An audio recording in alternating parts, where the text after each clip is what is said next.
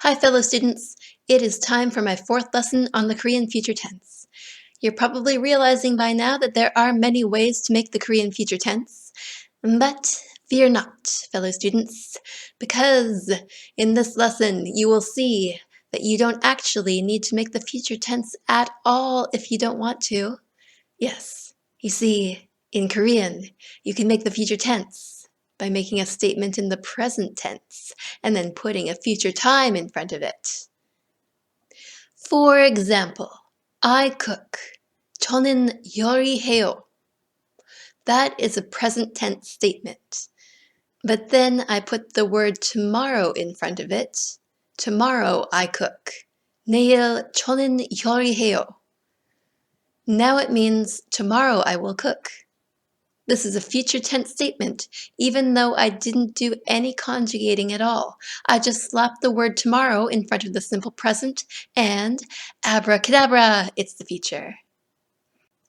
We're not going to go over how to make the present tense in this video, but I will link to these charts in the description and to my video playlist on the present tense. So, assuming you know how to make the present tense, the only thing I have left to teach you is this part. The word tomorrow is 내일, but we can replace that with other words that indicate a future time, like at 5 o'clock, on Wednesday, in September, or soon, later, next week, next month, next year. Let's learn that. We did already learn to tell time. Use the native numbering system for hours and add 시. At 5 o'clock is 5시에. 에 means at. For our example, at 5 o'clock I will cook.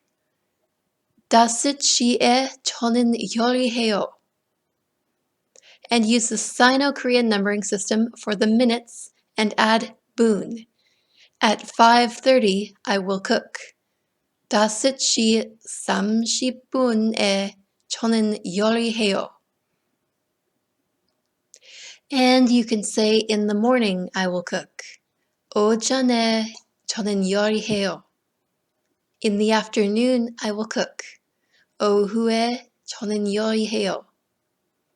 Tonight I will cook. 이 밤에 저는 요리해요. You could also indicate future using the days of the week. Do you remember those?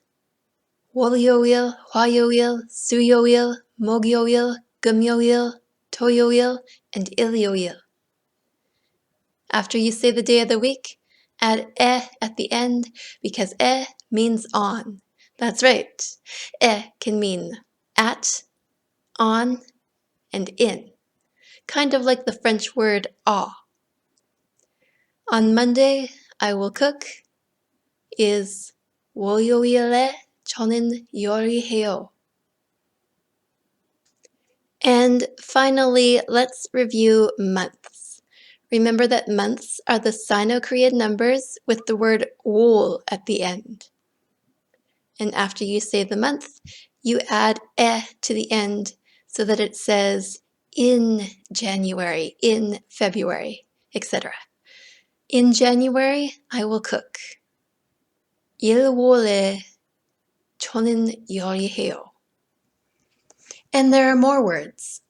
Soon is 곧. 곧 저는 요리해요. Later is 후에. 후에 저는 요리해요. Next week is 다음 주. And next month is 다음 달. 다음 means next.